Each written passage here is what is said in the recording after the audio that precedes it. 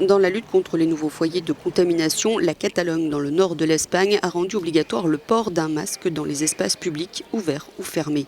À partir d'aujourd'hui, le non-respect de cette obligation entraînera une amende de 100 €.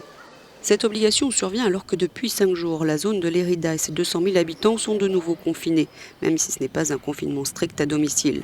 La communauté autonome basque de Guipúzcoa est aussi revenue à des mesures plus strictes après une flambée de Covid-19 et pas question de baisser la garde, comme l'expliquent les autorités locales. Nous ne pouvons pas relâcher les mesures sanitaires. Nous sommes à un moment crucial.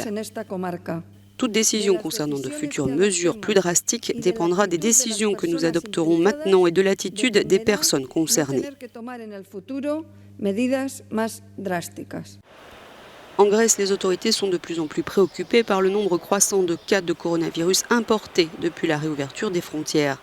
4 touristes étrangers ont été testés positifs pour le virus sur l'île de Tassos. Tous étaient asymptomatiques et étaient citoyens de Serbie et de Bulgarie.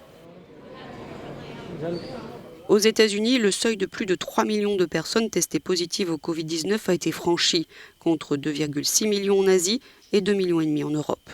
Le vice-président américain Mike Pence, qui dirige le groupe de travail de la Maison-Blanche sur le Covid-19, estime que la courbe a toutefois tendance à baisser.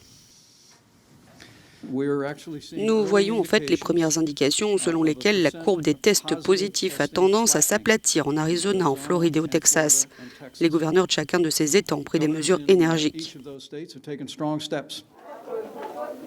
Au Brésil, le président Jair Bolsonaro, désormais premier concerné, a opposé son veto à certaines parties d'une loi visant à protéger les communautés indigènes pendant la pandémie.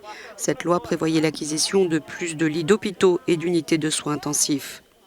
Et comme souvent, Bolsonaro veut détourner l'attention des médias en postant des vidéos sur les réseaux sociaux, celle où il prend de l'hydroxychloroquine, un médicament anti-paludisme controversé dans le monde et même invalidé par l'OMS, est devenu viral.